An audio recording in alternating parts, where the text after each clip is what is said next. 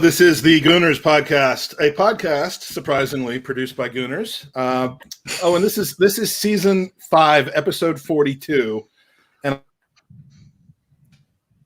you're frozen. I counted my next game in all competitions, not including friendlies, since we started this podcast, since Andy and I started this 4 years ago. And I can safely say that out of the 266 games, yesterday's was the most incredible victory over the highest quality opponent, greatest 84 minutes of Arsenal's history. I mean, Leicester and Brendan Rodgers are the pinnacle, right? I mean, I keep hearing that. And good to see you. I did actually really enjoy this one because of how unexpected it was. I mean, I love being wrong. I released a preview video when the lineup came out, which was 20 seconds long of me just burying my hand in my hand, or my head in my hands. And that's really how I felt. So, I thought he got it wrong. But one thing we didn't get wrong is the panel for tonight's podcast. So let's welcome everybody in. Owen, I will call you Owen, despite Tom's inclination to do otherwise. I need to apologize. So I always say something stupid, literally, because you don't go live and play the intro video. You show us stupidly for a couple of seconds, and I always manage to squeeze in something stupid. I actually did it in reverse this time, but I wish I had, because your comment right before I played the video was hilarious, and I'd like you to repeat it right now. Oh, we're getting B-Tech, Tom, can't we? I think it went live. I think that came through. No, you can never say that enough in a podcast. So Owen is also known as the best looking host of what we have to offer. And especially after a win, it's nice you shaved your head. You did everything that Tom said. It's been like 10 minutes since we last chat. So Tom, we were just guests on your show, the Gooner Talk TV, had a great talk about the game. So the challenge now is to keep things from being repetitive. So we just all have to change our stances from everything that we said on your podcast. The same questions. We're just going to argue the opposite points. But if you thought Will.i.am played well on the Gooner Talk, I want you to say the opposite on this one. So thanks for joining us, T-Bone, as I like to call you. Well, I also said it was a pleasure to have you on the podcast. So the fact that I'm here now, I absolutely hate is the way that we're going to go about this. And making his long-awaited return to the pod after a 2-year absence, someone who, like Tom, I've had the pleasure of attending a game at the Emirates with, longtime friend, and good to have you back. The host of the Gooner Eagle Eye YouTube channel. It is the Chickster. Welcome back, Chick. Thank you for having me back. And 2 years. It must be 2 years because you stopped doing the whole portrait thing in the background. I've been waiting for my portrait. That was my basement. Now I'm up in the upstairs office. So it's been a couple of years. Right. For no particular reason other than we're doing a rotation, and you're back, and it's nice to have you. So let's do this, because there has been a lot of back and forth on social media. It's not just amongst the people in this panel, but just in general, a lot of kind of side taking on certain elements of Arsenal, and I do want to kind of respectfully delve into this in a bit, but we do want to talk about the Leicester game first. So let's take a brief sojourn into Arsenal's biggest victory in the modern era of football for the next 20 minutes or so. So with that, Owen, you have the con, I believe. Isn't that some sort of expression that someone says? I don't know. It's a very smooth segue, as always, Mike. Thanks for that. No, basically, Tom, I'll come to you first because, as I'm sure a lot of people are aware, we've just come off your podcast, and you asked me the question at the start about the lineup. I think there's always a lot made of the lineups, but especially now at this stage of the season when there's so much fixture congestion. And I think a lot of people would maybe look at the Premier League as really the sort of second priority now at this stage. Do you buy into that? Do you think it is the second priority? And from the team sheet that was selected, what way do you think Mikel Arteta is viewing it at the minute? No, I don't think that. I think that you need to play at this stage of the season. We're past halfway, and you're looking at what's available and what we can get, which is limited considering where we are. But the fact that it is so condensed, and there are so many teams in and around fighting for those positions, which also means that all those teams have got to play each other, and that points are going to be dropped as we go closer towards the end of the season. Is that the league is still an achievable goal to progress further up the table. I don't think that Arteta's decision to rotate so heavily in the Premier League game against Leicester was down to him prioritising the Europa League. It's purely because we desperately needed to give some players a rest. Bukayo Saka is so fatigued. Arteta talked about him being fatigued. We needed to give some players the opportunity to play as well, and competition has been rife, supposedly, over the last couple of weeks. So I was still a little bit surprised at how heavy the rotation was. I was especially surprised, as you said on the pod earlier on, about Will.i.am starting. It was it was certainly a surprise to see him there. It sparked a bit of debate on social media about why Martinelli had not started. But after the impact he made against Benfica, I think that kind of spoke for itself in a way. So I think that when you look at what we've got available to us and what the situation was, the lineup was kind of explainable through that. Yeah, and Chig, we talked about the rotation. When the team sheet came out, I almost thought that there, as crazy as it might sound, that there wasn't enough rotation. I think that there was still players within that lineup that were really vital, because I honestly think that, personally, I think that although we're on a good run of form, I would almost respectfully disagree with Tom, and I don't think that we have the squad to maintain sort of good form into competitions. I'm of the mindset that with the fixtures that we have coming up, you know, we had, as we said, that Leicester fixture. We've still got Chelsea, Liverpool, Spurs, a lot of difficult fixtures there, and we've seen with the sort of the drop in numbers from Leicester, the injuries that they sustained during that 90 minutes, how risky it is at this stage of the season. Do you think that the likes of Emile Smith-Rowe there, who did pick up a knock, that it was too risky to put them out for the lack of reward that we were going to gain from that game? Yeah, I have your thinking with it, to be honest. I think at this stage of the season, we're kind of we're March now, but at the time end of February, I think it comes to the stage in the season where you almost have to start prioritizing the competitions that you are more likely to win. That's just kind of the way we are as a club at the moment. You know, we don't have the luxury of being a Man City or a Man United where you can try and go for everything and try and finish as high in the league as possible. Of course, you still want to finish as high in the league as possible. And not for 1 minute am I proposing that we start rolling out 18-year-olds to start playing our games.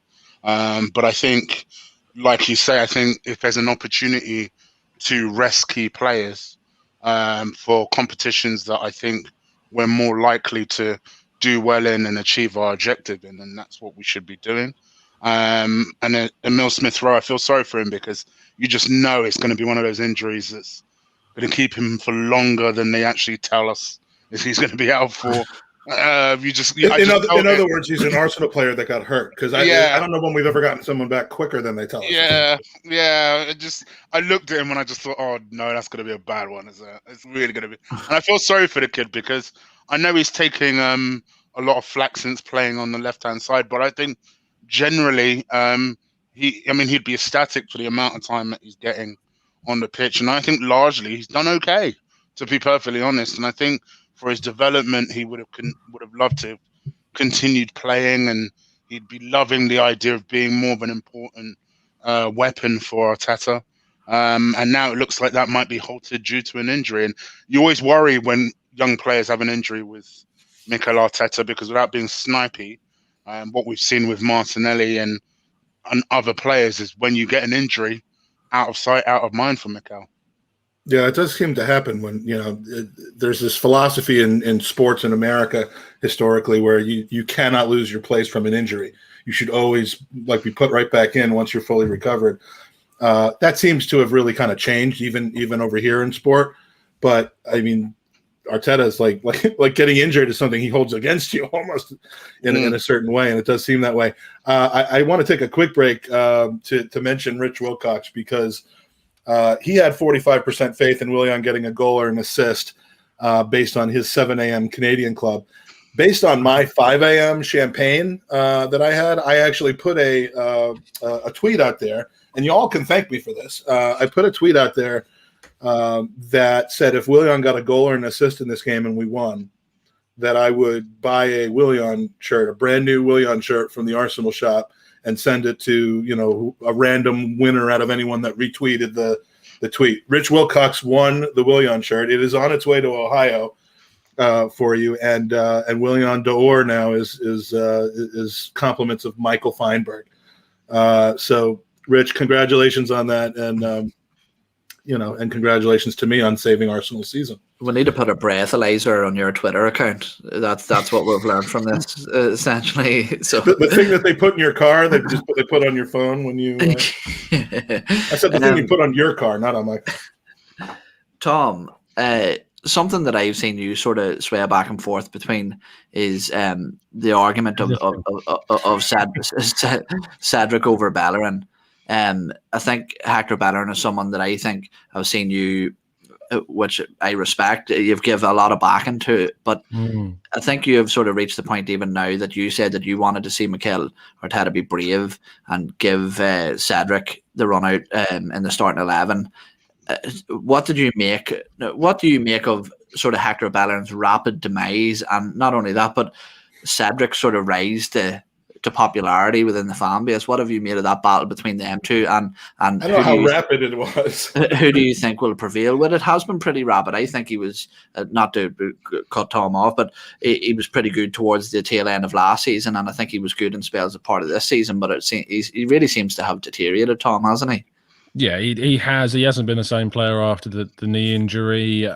I've always kind of looked at him as a player that I have a lot of respect for. I think that obviously coming through the youth team and the things that he's achieved and the trophies he's won, playing as Arsenal's main right back and helping us through that. And basically when Bakary Sagna left, there was pretty much a big question around who would take over that position. For a time, we thought it was going to be Matteo Debuchy, and then he himself got injured, and we had this young Spaniard come through, and he took to the fore straight away. He progressed. He looked like he was a very good kind of going forwards, but defensively, he always had a little bit of an error in him. But after the injury, he hasn't been able to come back to that same level.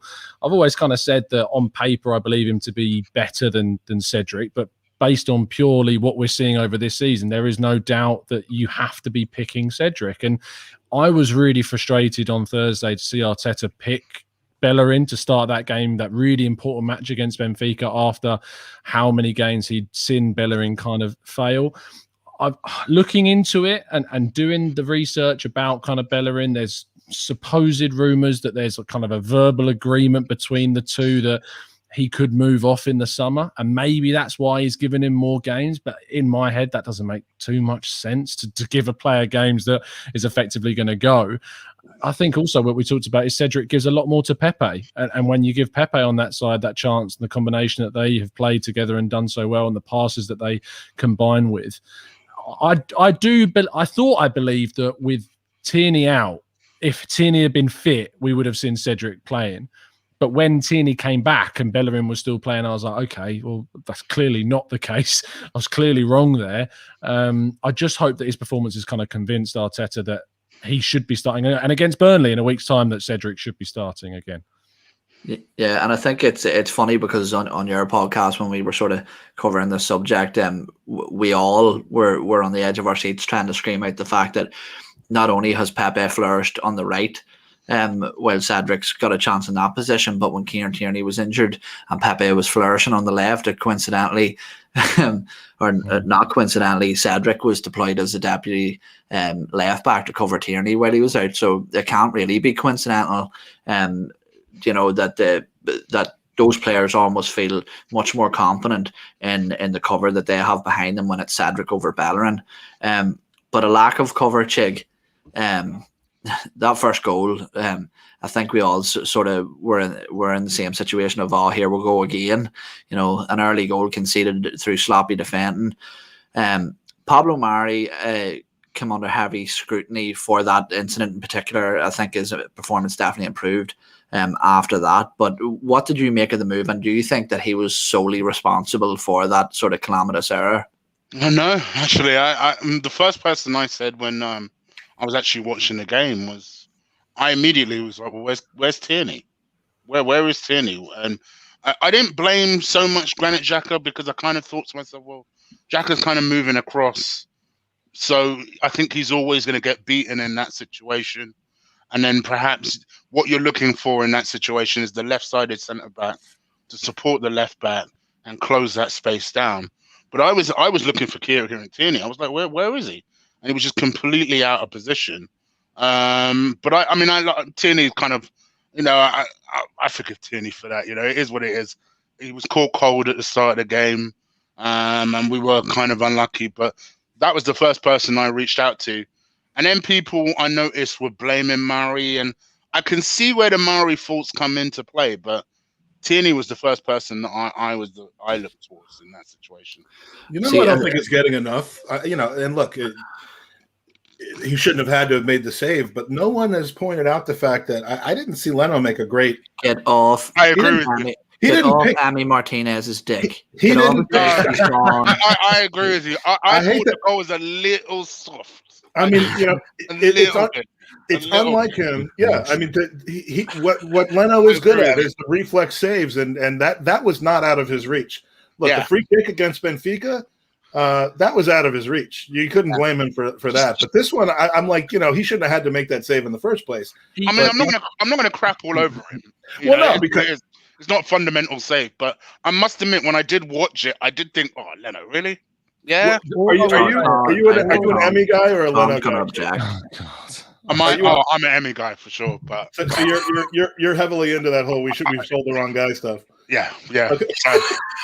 Going back to that incident, like I agree that with Chig about Tierney so out of position for that. Pablo Mari, it does something that has weirdly been ingrained in Arsenal's defence for so long, where we just back off continuously, and it's really frustrating. I think that Leno can be given a little bit of slack in this situation because Pablo Mari backs off so much. He opens up the chance for Tielemans to shoot at his near post so much that Leno's basically in two minds. He's got no cover on that side, and Tielemans' shot his finish is brilliant. It curls away from the keeper and it goes into the side netting. I personally don't have too much towards Leno in that instance. I think he probably parries it into someone's path and it goes in anyway. But I mean, to not get a hand on it at all surprised me a little bit. There's one person that I hold responsible for it. Okay, and it's not a joke, Mike. Don't laugh. It's not a joke. I'm being serious. The Tierney thing I have sympathy for because he's overlapping, he's out of position because he's making an advanced sort of attack and run. So I have sympathy for him there. That's his game. Tom, you did big plug, shameless plug for Tom here. You did a very good tactical breakdown of when Kieran Tierney was coming to Arsenal, and as someone that watched Kieran Tierney and knew him quite well, the analysis was very, very well done, and that is a weak part of his game, but that's because he offers so much going forward. Props to Brian McVeigh with the expert insight, to be fair. Yeah, it was. Yeah, that's so it wasn't you at all. Sorry, I take that credit back. Well, the official answer is it's Pablo Mari. No. It falls to me for Granit Xhaka. It was such a sloppy ball. It shouldn't. It shouldn't have, but he was very good the rest of the game. But anyway, enough Xhaka hate. I'll come to you. For this here one, Chig. Don't worry, Mike. I have a good one, a good ranty one for you. I know you like your conspiracy, so I have one for you. But before that, there, Chig, David Luiz, someone that's often criticised for sort of calamitous errors himself, and yeah, by me in particular. Yeah, but number one, his goal, I think, was fantastic, and it's good to see set pieces coming up because I think that's somewhere that we haven't capitalised on enough this season, especially for the height that we have within our squad and the players who have the ability to put a decent ball into the box. But not only that, but the maturity. There was a level of maturity in his performance against Leicester, and there has been over the last few games. What did you make of his performance in total? And do you think that sort of rumoured contract could be a sneaky, decent option for Arsenal to take? I'm going to start off with the last question first. Nope, I don't want to extend his deal. But I mean, I think for Arsenal fans, sometimes we are guilty of this. When there has been no disaster, we see it as good news. And therefore, we react to that good news by thinking, oh, maybe we should offer a contract. No, let's pump the brakes on that. I think let's be thankful that there's been not too many disasters from David. See, I'm touching wood right now. Not been too many disasters this season from David Luiz. I think with him, it really depends on the defensive partner he has. So, in my personal opinion, and this might sound very harsh, I don't feel that easy when he plays with Gabriel. I don't think that is a good partnership at all. I You think don't think he provides that kind of Brazilian kind of like that understanding? For me, I think it looks shaky. I think David Luiz plays his best football when he plays as someone composed. So, for example, one thing I love about Pablo Mari and why I actually think he's our best defender is I just love how composed the guy is. Every time he's on the ball, he's very, very calm. It's like he goes at his pace. Even when he kind of shoved Vardy out the way and it was like a little one-on-one situation, I just sat in the chair calm. I just thought to myself, yeah, I know. He has it. And I feel like for me, whenever he plays with Pablo Mari, everything goes all right. Whereas because Gabriel is still a little raw, so he's kind of looking towards David Luiz. David Luiz, for all the rumors that we hear that he's really good in the dressing room, I hear all that. I still don't really see him as being the technical guy that you go to if you want to learn how to defend. I can't envisage that. I can't see a world where that exists. So whenever those two play with each other, it's almost like they're just reacting to each other, and it's almost like this. Sometimes it's organized chaos, but generally it's chaos. So I think for me, whenever I see him play with Pablo Mari, I'm very, very calm. Rob Holding, it depends what day of the week it is with Rob Holding. Sometimes he might feel composed. Sometimes he might be rash. I'm so sad for Callum Chambers because that's a guy that I really, really like, and I think is such a composed defender. But injuries is another one. This is another one with Mikel Arteta, out of sight, out of mind. If he's had so many injuries that he's a forgotten man now. So I don't see him coming back into the side. So I think it really depends on defensive partners. But I would definitely not offer this guy no new contract. No. I think I think for me, in my opinion, it really depends on Mavropanos and Saliba, how they get on and what their situations are coming back. Because I really do think that I'm not sure that centre back is the priority anymore as to where the money needs to be spent. And it's all dependent on the situation of the other players. And if it is a cheap option, look at you look at the sort of caliber of centre backs now that we would be looking to bring in. They're not cheap. Look at the money that teams are paying for a quality centre back now. They're as much as teams would have played for a top striker a few years back. That's how important those positions are. And I think there's a real lack of them now, especially the type of centre back that Mikel Arteta would want. Those sort of smooth ball playing centre backs. And you hit or miss. It's about a 50% hit rate. Van Dijk hit. Maguire, not for the price you paid. Guys like guys that the big guys were Mangala and Otamendi. I mean, you can't really say that they were worth 30, 40, 50 million pounds. Mm-hmm.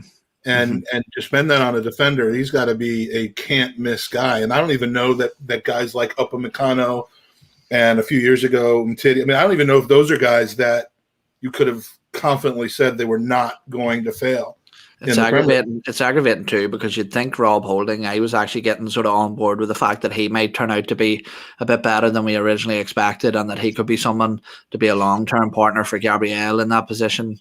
But the mistakes keep creeping in. But Mike, there's a question here in the chat, and it links up with my next question perfectly. We've seen, obviously, I want to talk sort of about Lacazette and the penalty, because I think that there was a lot of sort of visible nerves from him when he was waiting to take that penalty, and it sort of, you could obviously see how much it meant to him when the ball hit the back of the net through the celebration. But not only do I want you to cover that, VAR we often criticize, and it's something that has been dragged into every single conversation that we always have. Every podcast is mentioned for its sort of downfalls and shortcomings, but it really worked. Whether we wanted the Pepe foul to be a penalty or not, VAR got it right against Leicester, didn't it? And we really have to praise it when it works. Probably so. I mean, to me, that whole where did the first piece of contact occur and the second part, the part that kept Pepe from having a shot on goal was the second part.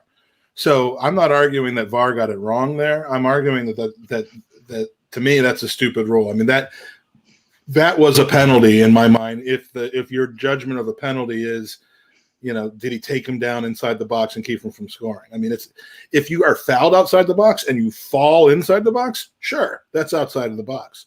But the final contact, and I know I'm arguing against a rule, not against a decision. But to me, that should have been a penalty. But but even under, and I'm not convinced it wouldn't have been if it were anybody. See, this is the situation I've fallen into. I'm in a fighting mood tonight, and I completely disagree. I think that it was a blatant dive, and I think we were lucky to get a free kick. Really? Yeah, I do. I don't think that it was. Fuck yeah, I mean, No, I don't. The first thing I put into the WhatsApp group straight away was dive. It was a complete dive. He initiated. He looked for the contact. He was looking for the contact. He flailed his legs. More of that. Yeah, but it was good to see. It was good to see. It's good to see Arsenal cheating like the rest of us.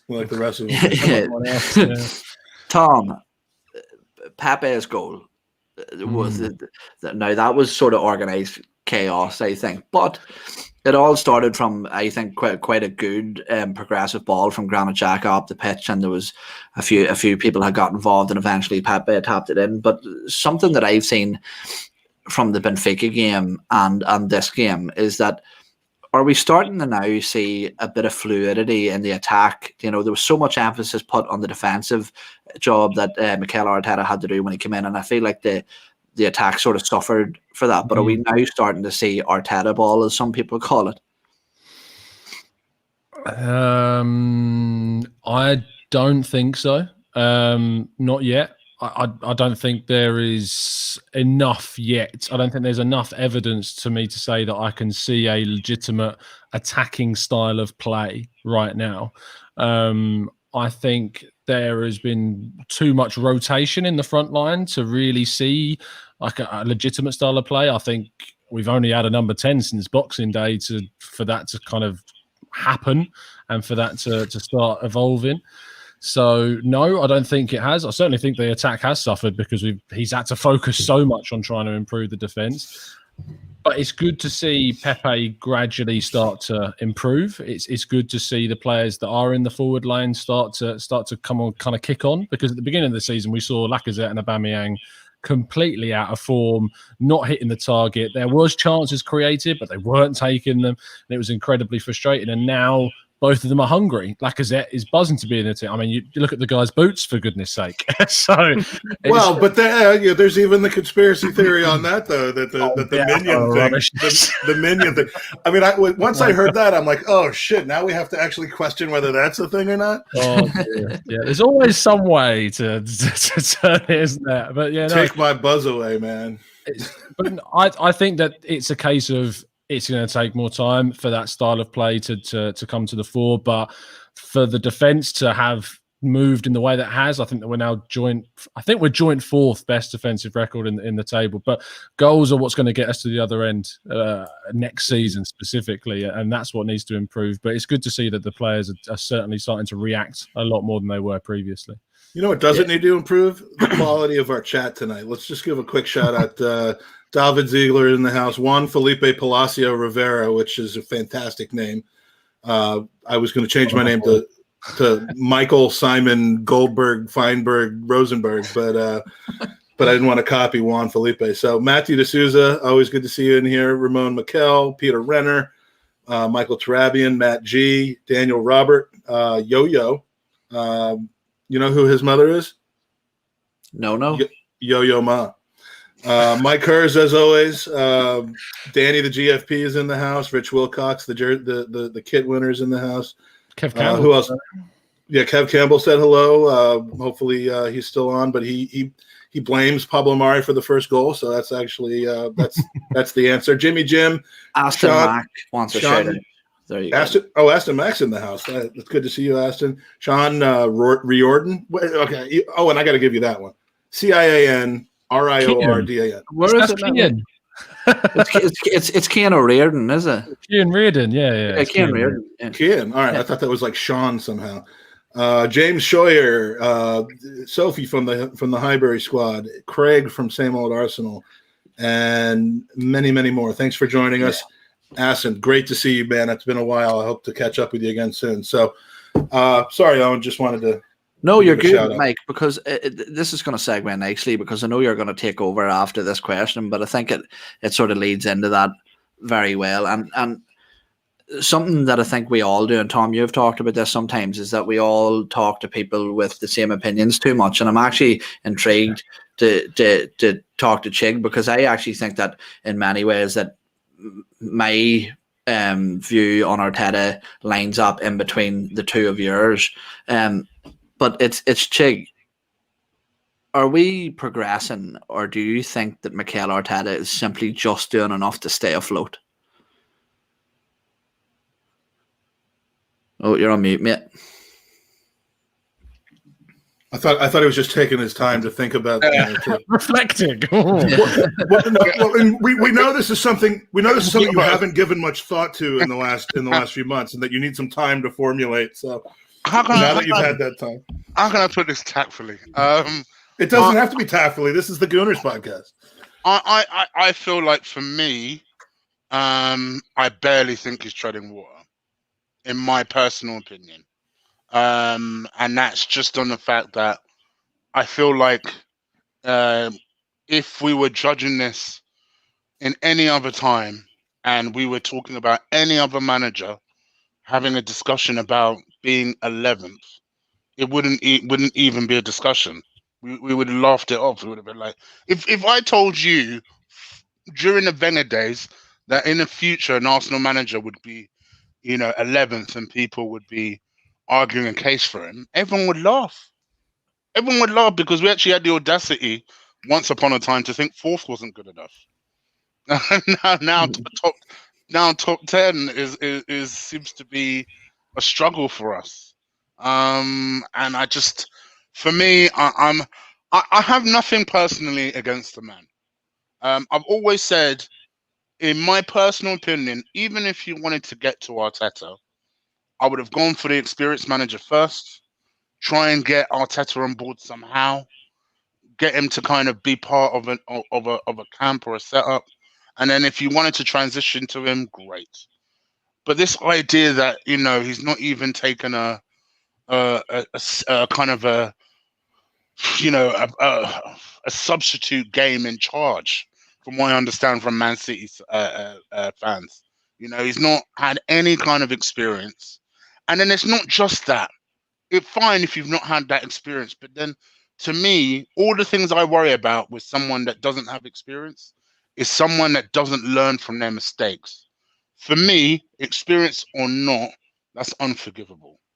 And I see week in, week out something from him where I think to myself, bruh, really? This is March now. You really not have learned by now that maybe playing Pepe on the right hand side, all right, bar our last game, doesn't work, or playing Saka on the left doesn't work. It's just certain things that it just makes me shake my head sometimes, and I just think to myself, any other person in any other situation, we wouldn't even be having this conversation. But for some reason, with Mikel Arteta, there just seems to be this constant defense of it. Do you think it's more because of Mikel Arteta, or more because of the desire to just not fall into the same trap that so many clubs do, where we're chopping and changing every 6 months? I agree. There will always be, as I believe the kids are saying these days, stands of certain people. We certainly saw it with Ozil. This is a different story though, because this is about the stewardship of the club. And I just, for me personally, there's nothing about Mikel Arteta that I think is special or reverence worthy. It's about, to me, and I guess we've segued into the debate portion of the show rather nicely. To me, it's just that it's my professionalism. I'm seamless. It is. That's why we brought you on. You've moved from Ian to Owen. To me, it's the position he has, and the failures that we've had thus far, and the fact that it just seems as though he's the one who is going to be implementing change. Is he learning on the job?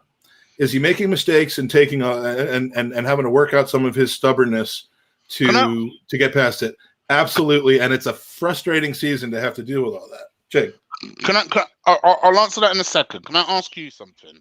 Yeah. All I keep hearing is falling into this trap of other clubs. What trap is it? Are you Okay.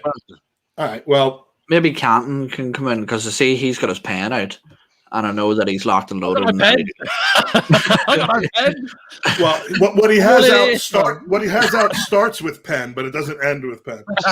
That's why the camera's at this level. Nothing from the waist down.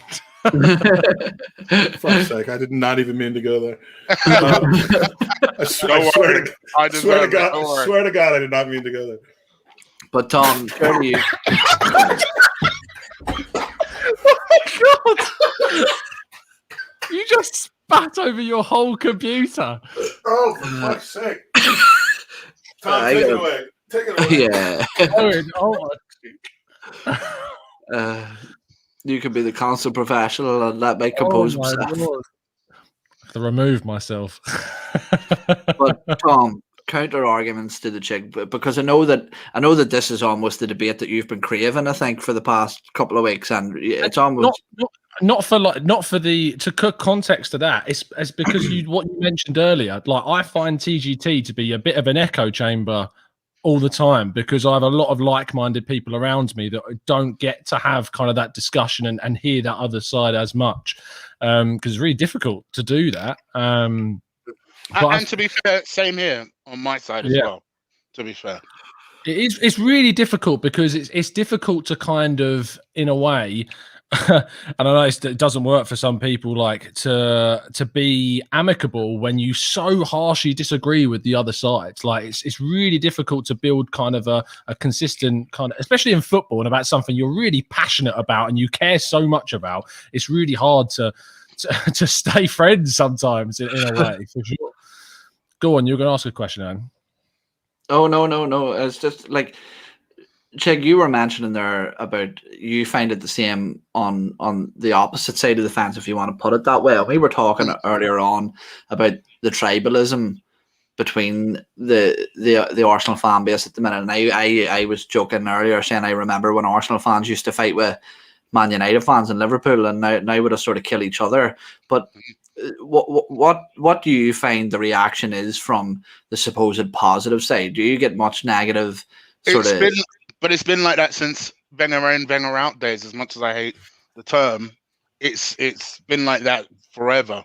Unfortunately, we've kind of, like you say, we've transitioned from a time where we were in pubs and we were bantering Spurs fans, United fans, to now there is so much in-fan fighting.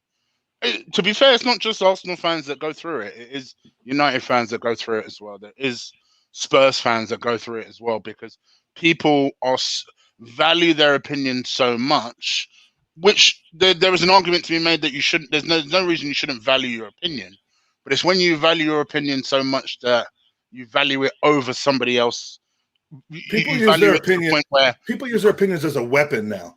There you go. And I'm not a huge fan of that. And you know, that's why I wanted to kind of have a debate about something that we disagree on, and it isn't even that we disagree on the actual piece of information that we're talking about. It's more on the way that it's communicated. But it's a case now, I think, nowadays, is that it's that opinion matters more than fact, and it's true that what Chig mentioned there, everybody is entitled to their own opinion. But what you aren't entitled to is people to respect your opinion and think it's right. And Tom, speaking about the opposite opinion from the opposite side of the fence, we'll go back to the Arteta debate. What is it that you have seen, and what are the circumstances that have made you trust the processes, as we often hear quoted? Oh God, yeah. It stems from the frustration of the end of the Emery, the end of the Arsene Wenger era, that continued into the Emery era for me. That I just didn't see. Me and so many other people on my channel and other channels were just at the point of the end of the Wenger era. We were just tired so frustrated with the continual kind of decline and how we were doing the same things over and over again and getting the same results, because that's ultimately what happens. And it finally ended. And a lot of the big things that were going wrong for me at Arsenal was down to recruitment and kind of the wrong players being bought, the wrong positions being targeted, the amount of money that we've spent on these things. And then that continued into the Emery period as well, because he just the positions and the types of players that we went for. And I know that there was a lot of kind of row that was influencing who he wanted, but then the whole Zaha thing, like, don't spend 80 million on a forward, go and improve the spine of the team, the thing we've been crying out for a decade to be upgraded on. Go out and spend money on that. And then like Arteta comes in. The team are like the lowest point it's been in as far as I can remember, and it turns it around, and we go through 6-month period where he has to then change to a different system. He has to go to 3-4-3 because the defense is dire, because we can't defend, and we've got to somehow compensate for all these errors that are in the team. And for a period, it starts to work, and we get some good results, and then we win a trophy at the end of the season. That's all great. But the most important thing for me was always going to be the summer of 2020 and seeing what we did under Mikel Arteta's first summer window. The pandemic meant that what maybe we wanted to do and the amount of money that we wanted to spend couldn't happen. We still managed to spend a lot of money in the context of Arsenal. We managed to spend a lot of money, and it was spent on the spine of the team. And that was what I was really looking for in a coach that would identify the areas that needed improvement and go out and add quality players in those positions. And he, in combination with Edu, did that by bringing in Gabriel and Partey. Obviously, we added a couple of other players. Will.i.am we brought in, and from the best of my knowledge, when you're given a situation whereby you haven't got much money beyond those key positions that they wanted to add in, being centre-back and centre midfielder, and you're offered someone at Chelsea that was in the top 10 chance creators in the Premier League last season, he just took it, thinking we're going to add some good competition to Pepe and we'll move into the season. I don't think anyone expected Will.i.am to be as bad as he has been in comparison to last season. No one expected him to be this bad. A lot of people's frustrations around Will.i.am will be the amount of persistence I think Arteta has had in playing him in the first half of the season for sure. And I, for one, struggle to come up with a kind of reason as to why. What I've tried to think about is the fact that I think he thinks that Arsenal are in such a poor state with the form that he's looked towards the more experienced players to try and drag him out of it, when he didn't have the likes of Emile Smith-Rowe because of injury as available to him, and then some of the other younger players like Joe Willock just weren't cutting it, and Reece Nelson just wasn't cutting it to the level that he wanted. And then Pepe got the red card against Leeds and was suspended for a further 3 games, so we had to again play him even more. But anyway, I'm getting off on a tangent. What I've seen from Arteta in this period is him improving the defence and getting us to an area that we've improved as a collective, that he's improved, that we've identified the key targets in the windows that we've needed for a long time, and he's done that. We've also gone to big teams away from home and got results. We've looked more competitive in those games this season, and that's been really key for me. I mean, we first time at Old Trafford since 2006. The win against Leicester was the first time we've beaten a top 3 side since 2015 in the league at this stage of the season. It's these things that give me the confidence that when actually we go into another summer window and he can identify the targets that he's identified in the 2020 in other positions, he's starting to build something that for me is a bit of a coiled spring. That it isn't going as well because things have happened this season, like Partey being out. If we have Partey for this whole season, I guarantee you we're in a completely different state than we would have been, because whilst everyone else around us has improved, we've then just had Granit Xhaka and Ceballos and El Neni again in the midfield, and it's a really key area of our team. I look at what's happened. I see the amount of improvement in different areas. I see the changes, and it excites me. The league table. There's one area we have not improved, and it's the one that, rightfully so, most people are looking at, which is our position in the Premier League table. Somehow we found a way of improving our defensive play, getting the dressing room back under control, because I think for the first 9 or 10 months of Arteta's reign as coach and manager, he was fighting that every step of the way. And to me, I mean, every single thing about this club just about has improved, except for, I mean, our losses and no one's going to want to hear this, and I'm not okay. Our losses have been better losses than they used to be, from just a completely demoralizing, just shitting the bed standpoint. You know, a 1-0 loss is the same as a 5-0 loss, except that it isn't. And I love that you're smiling, Chig, right now.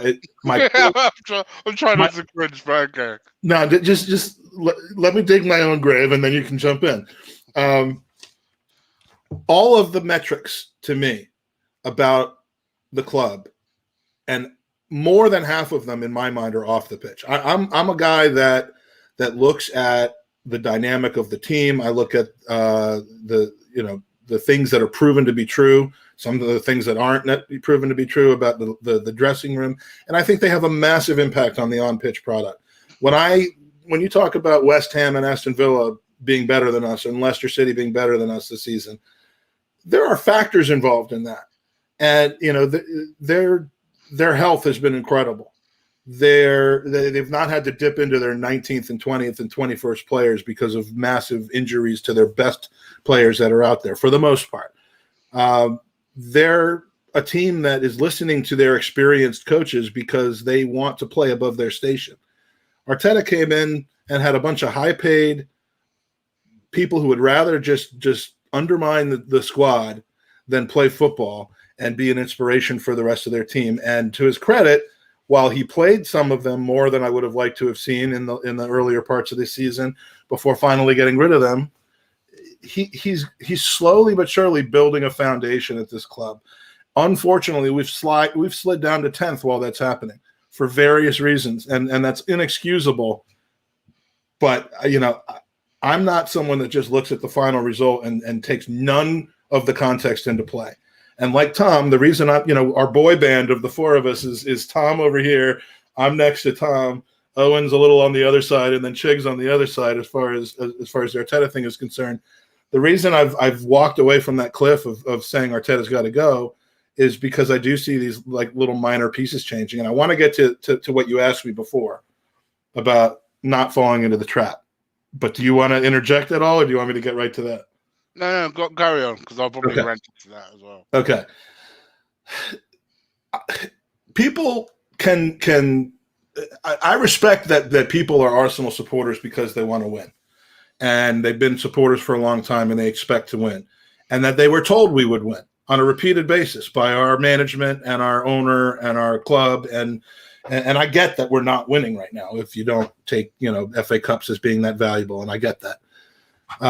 In the league, we've just done nothing but slide for the last 5 years since Arsene Wenger left and before he left. But I don't want to lose the soul of a club, and we're losing it because the owners have thrown that soul away. But I want to believe in a rebuilding of a house with a structure and an infrastructure and a foundation is the word I'm looking for.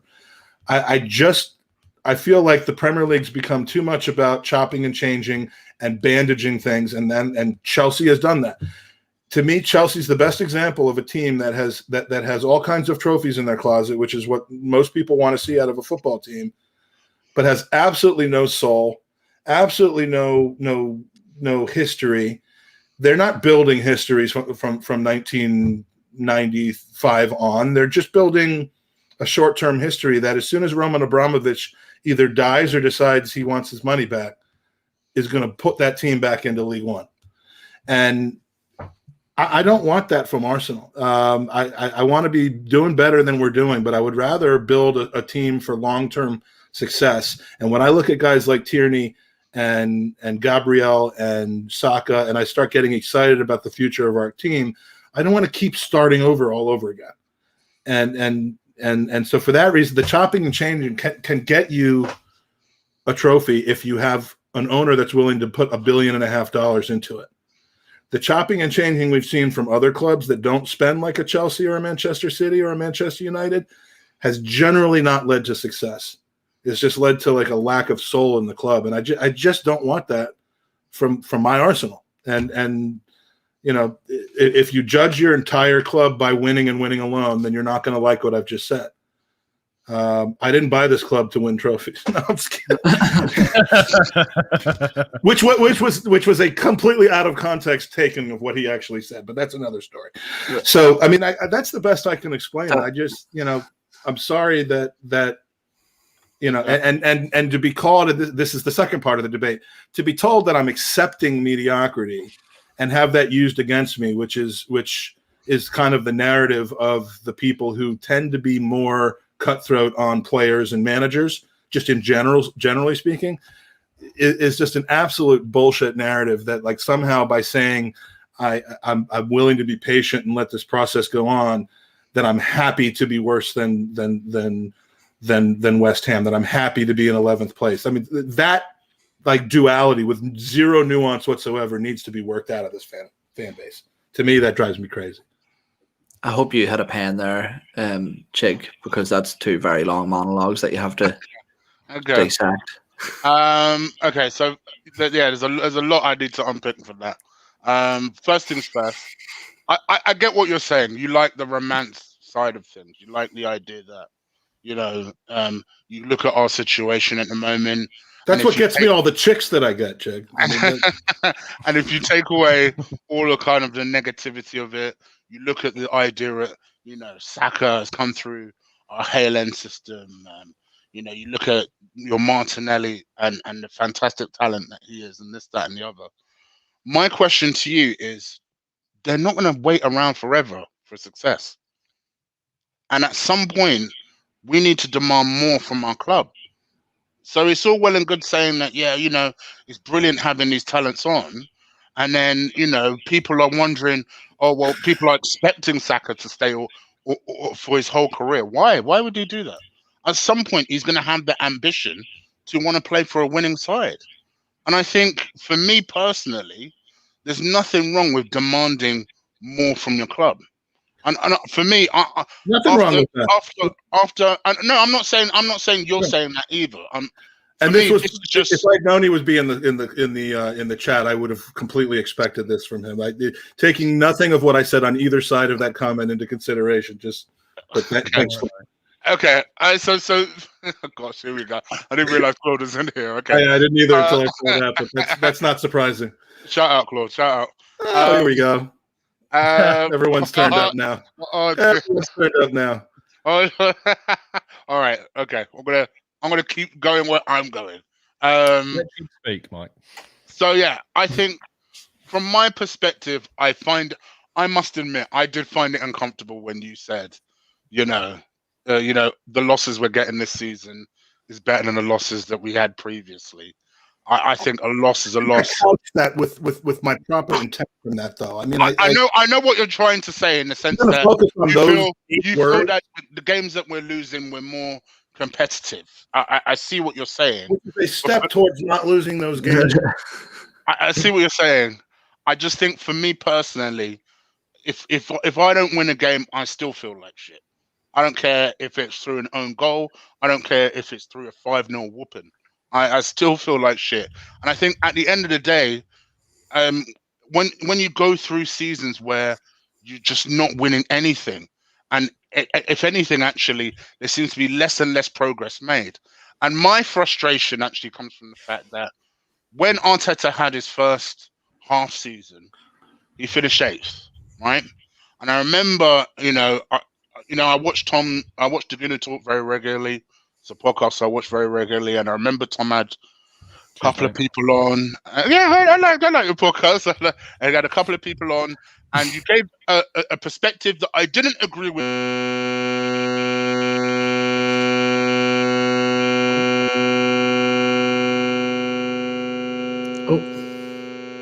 Chig, I think your mic's gone wrong. Yeah, that's right. Yeah, Chig, your headset. I don't think you can even hear us. Somebody did this and sabotaged him. Somebody sabotaged him. He was making too much sense there. No, I was. Your mic's gone weird. Can you hear us? Somebody write into the private chat, and I'll. No, I'm gonna put it right on the banners because. Is he back? Mike, is this you silencing him? No, hell, I know that's no, because you can hear what. Yeah. There's even a light blinking on it Back now. in again. Can you hear me now? Yeah. Yes. Yeah. All of a sudden, there was like this massive. They tried to sabotage. Flounderings. I have no idea why that happened. So sorry about that. That's all right, man. Where were you? Were cut off about 20 seconds ago, so you'll have to go back about Okay, 20 yeah. seconds. So I remember watching Tom's podcast, and he was basically saying that we have to accept eighth because Arteta's coming halfway through the season. I didn't necessarily agree with it, but I thought to myself, you know what, this is a sensible approach, I guess. Let's see what happens next season. Keep in mind, I didn't want Arteta. Keep in mind that I still felt he was unqualified for the job. I still think he is. But I thought to myself, all right, let me see what this guy can do next season. Next season's has come, and it's this season. And yeah, it's unlucky. It's in a pandemic season. So is everybody else's. Last time I checked, all 20 teams were operating in the same season, right? Yeah. And for me, I find it a struggle when, I take Tom's stat about us having a joint fourth best defense in the league. I find that a struggle to even accept such a stat when we're 11th. I couldn't care less if we've got the best defense in the league if we're 11th. It don't make a difference to me. I want to know. Quite frankly, I'd rather we had the worst defense in the league and be competing for something than be 11th. And I just don't see us. I don't see where I'm supposed to be encouraged by.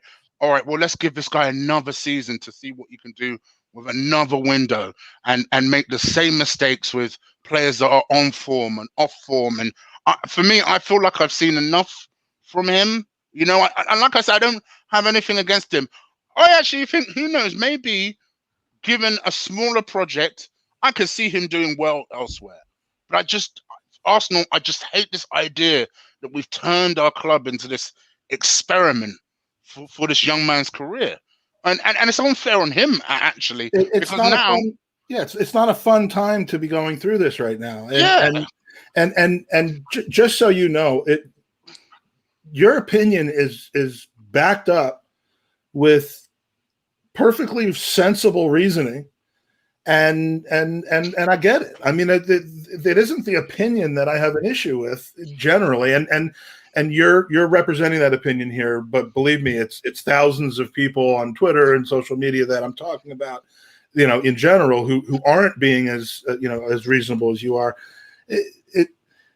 It's just as okay to want to believe in and rationally look into potential improvements in the club that have been making and say, you know what, I don't want to start all over again. I mean, you hear from Tierney, you hear from a lot of these players, the ones that haven't been exiled from our club permanently, you hear that they are buying into the system that's being coached. And I happen to believe, and I could be in the minority on this, that the mentality and the energy and the togetherness of a team is more important than simply just having skilled players. Because we've seen teams with skilled players and big name managers that haven't accomplished what they were expected to accomplish. We see it in Spain all the time. For me, the main mentality should be winning. It should be, because we're in a results business. And once upon a time, we used to demand this from our players. It seems like now we're in a situation where we're almost kind of accepting whatever it is that we get and be thankful for anything positive. That's the misnomer, though. That is the thing that probably drives me crazy. And I'm sorry, jump in, but it's the implication that people are accepting things and are happy with things and are unambitious because we're patient. No, but this leads on perfectly because I'm actually going to ask you a couple of questions, because I think I'm bang in the middle between the two of you, and something that I think often gets sort of batted away with ignorance is that fans, you talk about patience, but I agree to the theory that fans have been waiting long enough, I think. You know, when we talk about patience, when was the last time we won the league? A club the size of Arsenal, with the income that Arsenal have, with the players that we've had, with the stadium that we've had, we aren't in the position that we need to be. But where I differ from you, Chig, is I remember I was talking to Tom on his show over the Christmas period before the Chelsea game, and that was the point where I said, right, enough's enough. We're spiraling out of control. I'm not liking what I'm seeing. There isn't enough improvements. I would be opting to bring someone like a Rafa Benitez in to steady the ship. Someone structured. But I think that they've missed their window of opportunity to make that change. And maybe I'm sort of asking myself the question as much as I'm asking you this, but what would be the point in moving Arteta on now at this stage of the season? Because really, like, I know this might be looked at as the wrong mentality, but we're not going to get any better. We're not going to get any worse, really, I don't think, apart from that Europa League. Whether you do that now or whether you do it at the end of the season, for me, what I'm saying is I don't see why he deserves another season to see that through. It just in my personal opinion, I don't see enough there that makes me think, oh, okay, next season is going to be the season we compete for. Let's just say top 4 is the target, right? I know a lot of people would be mad that I even consider that a target. But let's say top 4 is the target. That should be the target. I think that should be the target next season. But there's nothing that makes me believe. Let's say we finish 10th. What makes me think that we're going to get top 4? There's nothing there that makes me think we're going to get top 4. Whereas people in the chat room, I can see you when I love that you guys are active tonight in the chat room. My question to you guys is, you say, all right, well, what would be the alternative? Bring in an elite manager and try to get those objectives. Well, yeah. That's the one thing we've never tried. We're always looking towards patience, transition, time, patience. But can you not agree that a lot of these sort of can you not agree that these narrow deficits, this is where I will argue on his side. As I said, I'm a flip-flop. I watched a Flat Earth documentary. I watched a Flat Earth documentary for a laugh yesterday, and I believe we're living in the dome. But so that's how easily led I am. But would you not agree that a lot of the narrow defeats and draws that we have suffered this season and towards the end of the last season were all narrow margins due to individual errors from below par players? Sorry, say that last bit again. So would you not agree that the narrow deficits that we have lost points on, so either losing games or drawing games, were all down to individual errors by under quality players? But so is that the excuse for for the last how many seasons? Yeah, I agree with you. We're in this season right now, though. I don't think our recruitment has been anywhere near good enough. But I think there's only so many times you could use that excuse, you know. And I see somebody putting in a chat room, "Oh, well, it took Liverpool 30 years to win the league, and it takes United 20 years to do." Yeah, you notice one thing though: they've never finished 11th. That's what I'm trying to say. I'm not even talking about winning the league right now. I'm talking about just competing, being up there, moving towards that point. So I would make that point is irrelevant. Finish 11th this season. I mean, look, if we finish 11th this season without losing a bunch of players that force us to play El Neni every week and Bellerin every week, then yeah, I'll be disappointed. But I mean, the season's 2/3 of the way over. Manchester United were in 15th place earlier this season. Chelsea finished in 15th place or 12th place a few years back. And yes, they sacked their manager because the manager in that case was the problem. It was a player revolt. It wasn't the players that were the problem. It was that they stopped playing for their manager and they brought someone new in and they started playing like their talent again. Our problem is the players and the health and the consistency. And yeah, guys like Mesut Ozil, who I absolutely agree has been a stain on this team for the last 2 or 3 years, and I'm glad he's gone. But I'm interested to hear from Tom after what myself and Chig, the points that we have put across. Tom, when you look at these sort of the Arteta out brigade, if you will, even or whatever way you want to label them, I know you don't like them labels yourself, but do you look at them as the overreactionary, or can you put yourself in their shoes and understand exactly where those concerns are coming from? I 100% understand the frustration. This is Arsenal Football Club. At the end of the day, we've won titles with arguably the third most. I think we are the most third successful club in the country. You wouldn't look at Arsenal and say we should be sitting 11th in the table. Like, if you're looking at Arsenal on paper, no, of course not. And is it acceptable for Arsenal to be here? On paper, no, of course it isn't. But I try to take the perspective of taking a step back and looking at the big picture and looking at the context of the situation. And we talk about how like our spending over so many years has been like equal to that of other teams. But spending without context is meaningless. Like, we've spent a hell of a lot of money, but we've wasted most of it. We've wasted so much. I mean, we bought in Lacazette for 50 million, and 6 months later, we bought in another striker for 60 million, despite playing a one-striker system. That in itself, for me, looks at the mistakes we keep making. You're going to buy Aubameyang, go out and buy Aubameyang first. Don't go out and buy Lacazette first. Again, with the whole Pepe thing, we need to improve the spine, and we bought Pepe in. And Emery wanted Zaha when he should have improved the spine. I look at what Arteta does, and he sees the two positions that Arsenal have needed, and he spends the money in that area. But then the rest of the team that he's got to manage has been crafted through that wasteful spending of the last 300 million that we've just put out. And he's got to try and turn that amalgamation of two previous coaches that have spent relatively poorly. Emery did bring in some good players like Tierney, etc.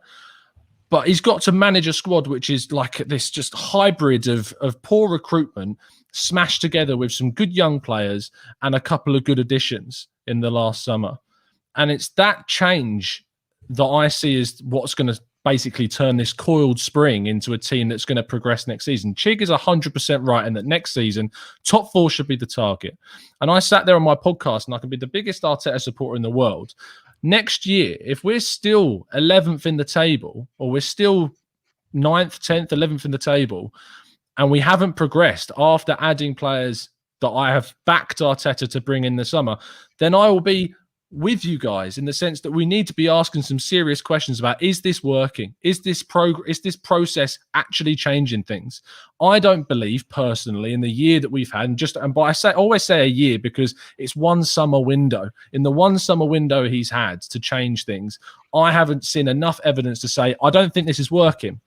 I actually think, as you know from my view, it leans towards the other side of things, that we are seeing changes and that there are so many kind of mitigating factors that have happened to us this season. The whole thing about like the pandemic's happened to every single club. It has happened to every single club, but every single club is different. Arsenal have wasted that so many millions of pounds and have then been hit by a pandemic in the one window where they've had a coach that knows the areas that we need to improve in. If it hadn't have hit now, maybe we could have added the extra player. Maybe we could have added the Aouar on top of Partey in the summer and gotten that creative spark at the beginning of the season that we lacked up until Boxing Day when Emile Smith-Rowe came in. That's where I sit on this, is that I get frustrated that people can't see those good things. It's not about me having low standards. It's about me being willing to take that step back and look at this over 2 years and say, is it working over 2 years? And then saying, I don't think it's not, we should move on. But in what I've seen so far, it's not enough evidence for me to make that statement, to say this isn't where we're going. We're not going in the right direction. And I think the league table is deceptive of the season that we've had personally. I definitely hear what you're saying. And for me, listen. The way I see it is, if you feel as though patience is the right course of action, then patience is the right course of action for you. I just don't think there's anything wrong with saying, hold on. It wasn't so long ago that we were moaning about finishing 4th. And now that we're finishing 11th, people like Footballer Brownies telling me off because I demand better from my club. Oh, I'm sorry. I'll think before I speak next time, young man. Well, but, and this goes both ways. And this is what this is really what I wanted to talk about today, because the Arteta in versus Arteta out argument, my entire hope from our discussion today was not even to debate that point.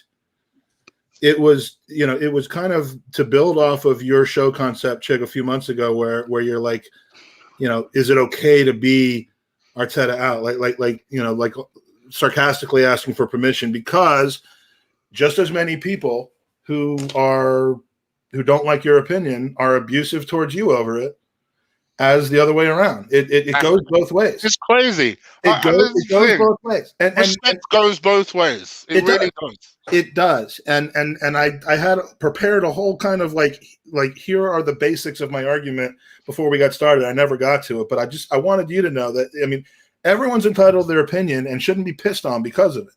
It goes both ways. And I've seen it happen to you, and I've seen it happen to other people. And you know, there should also not be a bipolar situation where you either have to be on one side or the other. And I mean it in the literal sense of bipolar. You either have to be on one pole or the other of the. I mean, you should be able to have nuance. And I think what Twitter and what this whole Arsenal fan base discussion is it just completely ignores the fact that you can have nuance. And to me, nuance is, I'm not happy at all with the way this club is going. I'm not enjoying this season at all. I don't like losing 1-0 to Aston Villa, but I can also look at that game and see that you know that there was a massive individual error, 2 of them in fact, made in the first 10 minutes that cost us the game. And that's different from a couple of years ago when we might have shipped 4 goals or 5 goals to Liverpool.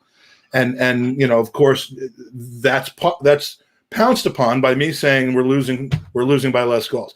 That's kind of the crystallization of the exact thing that I'm talking about. 2 people in the chat specifically jumped right on that, and it completely misses the point of what I'm trying to say, which is that the club's backbone, it's a slow transition to not completely losing their shit and getting shit. I mean, how many 6-1 games and 5-0 games and did we have at the end of Arsene Wenger's era? Tons of them.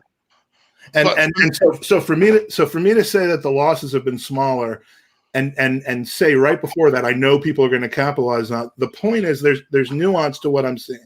But is there much difference if you lose 5 games and 5 of those games were 4-0 versus 11 games that were 1-0? No, but I believe that to get back to arguing the points, I believe that's a progression towards getting out the shit in our team that was making those individual mistakes, coaching that out of them, getting the right players in for the system, and possibly a year later we're winning those games 1-0 instead of losing them 1-0. A 4-0, 5-0 drubbing that you're getting constantly every time you go against a big club is a much bigger hole to dig out of.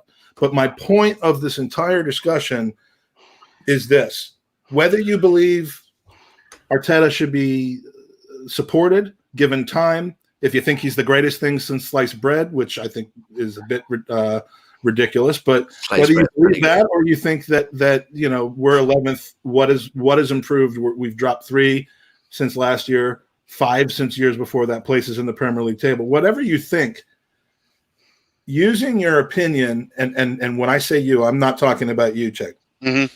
I'm the general you. Using your opinion, whatever it is, as a weapon and a battering ram against people who are presumably on the same side of the fence as you are, to when you spend more of your time. I wasn't going to go here, Chick, but he's in the chat. So when you spend more, 98% of your tweets are about attacking the lunacy in your mind of other people, and maybe 2% of them are actually about your own opinion. You're stoking a fire instead of actually just supporting your own opinion. It's needless. It's kind of douchey. And there are people that do it in the opposite way as well. I'm not denying it. I'm not trying to make this a good versus evil situation. But why can't people just give their opinion and accept that other people have other opinions? The fact that I want to give Arteta another season to continue moving some of the people out that need to be moved out and hopefully get a more unified performance on the pitch that leads to wins, that isn't hurting Arsenal. Okay? I'm not hurting Arsenal by hoping that things improve under Arteta.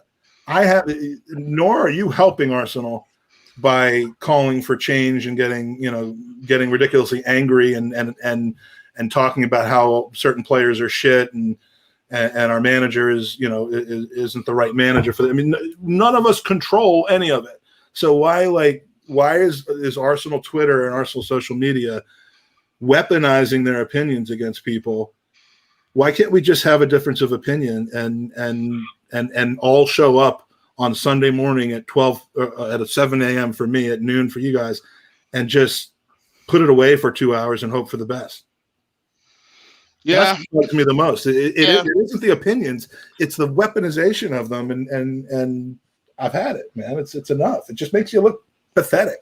Yeah, it is what it is. Like you say, I suppose you can't discuss anything anymore without as I said, calling you names. I mean, just look at what I'm going through in the chat room because I expressed an opinion. Yeah, that's like, that's not okay.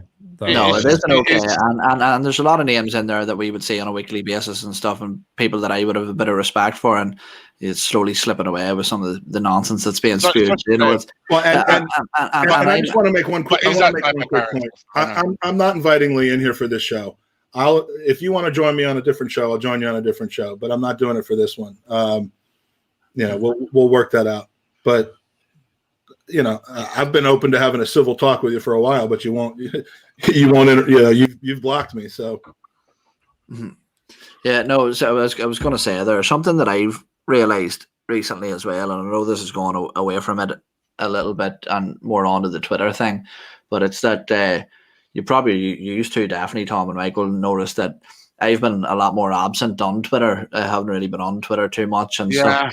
Haven't really been paying them, because I found that when I went back and started talking to my mates that I normally watch the football down the pub with and stuff, their views are so different. They're so less intense. They're so less tribal. And it's just the toxicity that Twitter breeds on either side of the fence. And I think that my view definitely was being tainted in terms of, I found that I was often, and I don't mean by you guys, I mean by everybody, but my channel was just so my feed was just so pro Arteta and so pro positive approach, and eventually I was thinking, well, that's not even really what I think, and I'm only thinking it because I'm reading the same thing every day on repeat from the same people. And look, at the end of the day, the way I look at it is, regardless of whether it's Lee in the chat, or it's Chig, or it's Tom, or it's Mike, whoever it is, the reason everybody gets so heated is because they love the club and they've got the club's best interest at heart. Nobody's doing anything to be a spiteful asshole the majority of the time. So I think when people in the chat or people on Twitter come in and attack somebody for having an opinion, just remember, you're no more of a fan of the club than they are. You know what I mean? So that's my little Gandhi speech anyway. I think one thing that we do lose track of is that all of us as Arsenal fans just want the club to do better and be better.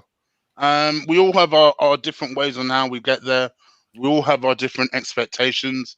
Most of them are very, very strong. And I think that is born out of the fact that we've waited for so long to see that sustained success, that everybody now has their own idea and way of how to get there. But I think sometimes, and it's a shame, and I don't know if we'll ever get it back, but I think I would love us to go back to a day where you can have a sensible conversation. And Kenny Kenner, I think, said this once to me, and I completely agree with it. Don't tell me how to support the club. Support my club.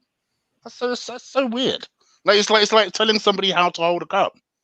Well, I don't care if you don't agree with the way I hold a cup. I'm holding a cup like this. So it's getting it done. This is the way I do it. So, we can have a debate about the way I hold a cup. You can banter me about the way I hold the cup. But at the end of the day, if I'm holding a cup like that, guess what? I'm going to hold the cup with my pinky in the air and everything. Chick, have you ever told me that I'm holding that I've accepted mediocrity? Have you ever reached out to me and told me that I'm part of the problem?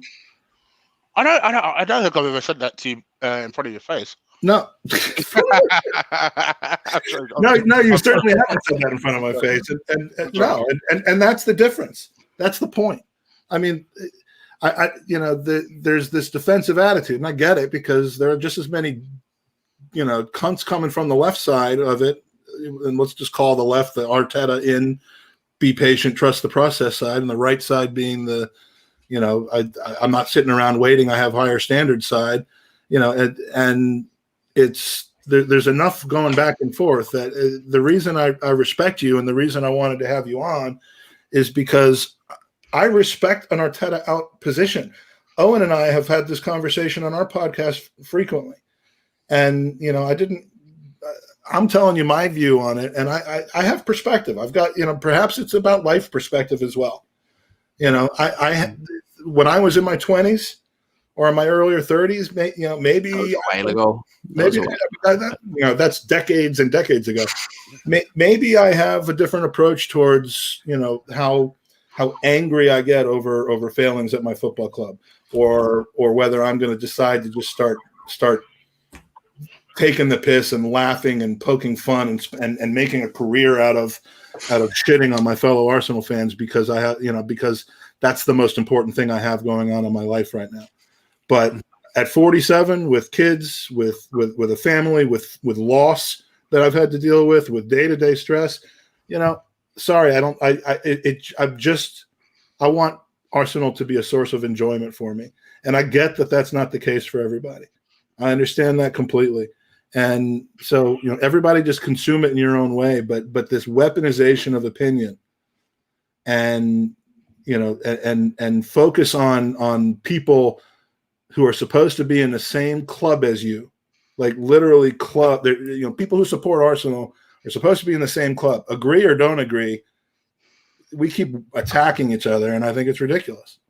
I don't think it will stop there. I just think we're in that age of my opinion's louder than yours, so that's it. And it is what it is. It's a shame. Yeah, no. See with that, Chig, I sort of correspond. See the decline of Arsenal to the toxicity in the fan base, and I'm not saying which camp's right. Look, I'm as I said, I'm sort of middle ground, undecided, to be honest with you. But do you think that sort of toxicity and tribalism between the fan base has impacted the club on the pitch? 100%, because do you know what it is? Also, is the perception of Arsenal fans.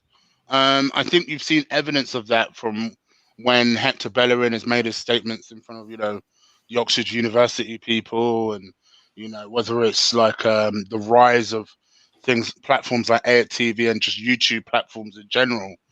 Players see these sort of things, and they see different characters. They see people with various different opinions, and I think we're all tarnished under the same brush in most of those occasions. So I think that's why sometimes, you've got the likes of, say, someone like Edu, for example, where the last comment he came out with was, for me, I thought was such an irresponsible one about Mikel Arteta. But that was someone who I felt that almost dismissed the notion that he was even under pressure. And sometimes I've had this debate in myself that maybe if fans were at the stadium, Arteta would be under pressure. But just judging by the kind of the statement that came out, I'm not even sure that would be the case. I think he kind of is just, we're seen as this people of, we should be heard at the right time, seen at the right time. Other than that, couldn't care less what you guys have to contribute until it comes to season renewal time, and we'll put the right stories out there for muggins like myself and Tom to do a little transfer rumors on our shows. But that's literally what happens. That's literally what happens. As Arsenal fans, that we are used to a culture of hope. Yeah. Well, and that's true. And look, at my station in life, I want to have hope, and I don't, I don't think my lack of anger is enabling a culture of acceptance. I don't buy that argument. I don't think I have that much power. I don't think I have any power. So I'm just, I'm going to consume Arsenal the way I want to, consume it. And wow, this kind of went down a different path than I expected today, but it's a good one because, I think those of us that are in here can respect each other. And I'm going to say one more time for those. Oh, wrong thing. Sorry. Now, if Lee, if you want to have a conversation, I will openly discuss, debate, talk, whatever with you. You're the one that blocked me. You're the one that doesn't respond to me. So if you want to have this debate, let's have this debate. But I don't need you on for views or clicks. I don't. That's not my currency. So I'll demonetize the pod, and you don't have to share it with anybody. I don't need that. I've had enough people. I'm not accusing you of this, but I've had enough people tell me that they want me on the pod, or I want them on the pod because of views or clicks. We don't do this for money. It's not my job. I have a career. So I'm slightly skinned. So if you could tell your audience, Lee, and I'll happily do views. I'll be honest. I'll be real with you guys. Just funnel, and whatever if we just funnel it all to Owen because I'm doing just fine. But if you want to have the discussion, I didn't say the panel canceled it. I decided it was probably going to stain this particular show. We want to do a different show. We'll do a different show. So you can whine about not coming on this one. Fine. Anyway, let's put the handbags away, girls. Put the handbags away. Yeah, handbags. So let's wrap this up. We've been on for about an hour and a half. Looks like we may have some interesting shows coming up or not, but we're planning some shows. We're planning some shows coming up. We'll be on Wednesday with an interesting kind of silly podcast, which is kind of what we're known for. I like to bring some different, unique content. So check us out on Wednesday night. Check our Twitter handle at the Gooners Pod for more information about that. Tom, pleasure doing back-to-back shows with you. I'm sorry that you haven't been able to get a word in edgewise on the second half of this podcast. But. You look really good. You look well. Cheers. I appreciate it. I'll be on tomorrow, 5:00 with Turkish, having a chat with him. So it should be a good chat. Similar kind of vibes of different opinions and stuff. So yeah. Yeah. And Chig, you want to give a plug to the 10 people that watch our podcast compared to the 10 million that watch yours, just in case there's anyone that wants to check it out. Oh, please. Oh, no, yes. The 15 people that might tune in tomorrow. I'll be doing a membership stream tomorrow where we'll literally just be talking Arsenal, because obviously there's a little bit of a gap between games. Just kind of talking about our season, where we stand. It feels like an interlull right now, but the fact that we actually don't have a midweek game, it's like we could actually breathe for once, just as podcasters. We could be like, imagine the whole year next year could be like that. Yeah, right. So I'll just be doing some shows, and I'll be doing a couple of shows this week. So just keep an eye out. Gooner Eagle Eye. Yeah, it's Gooner Eagle Eye on YouTube. Owen, what's your channel? Is it the Gooners Pod? Yeah. Fuck's sake. You're torturing me, man. Torture. All right. So appreciate this has been fun. The big shout here. Thanks to Chig too, man, because there's not too many people actually come on with a different view and sit and take the quizzing that you just did. And I think you held yourself very well with there, and you've convinced me. So now not only am I a flat earther, I'm also Arteta out. So no, I was nervous just because obviously, I mean, we've seen it today. We know that there are certain people that don't get on. I get on with obviously both sides. I didn't want it to become a problem, so I was a bit skeptical about upsetting either side or whatever. And I just thought, all right, let me just go on and I told you in our chat, I'm like the last thing I want to do is get in an art. I mean, I have no beef with you. I have zero beef with you, and I've been a jackass to you at times in the past, and I feel badly about that, but because you didn't deserve that, and that. So I mean, we have no issue. I certainly didn't expect some of the characters in the chat to come in, but when you come in the chat and start spamming our chat, you're going to get responded to. So maybe that'll be another show. I mean, there's two shows that could be done in that, two separate shows that could be done in that. But anyway, Jake, thanks for joining us. Mad love for you. Appreciate it. Thank you, brother. Owen, Tom, we'll talk soon. And I believe that does it for this very typical, repetitive, usual episode of the Gooners podcast. So come on, you Gooners.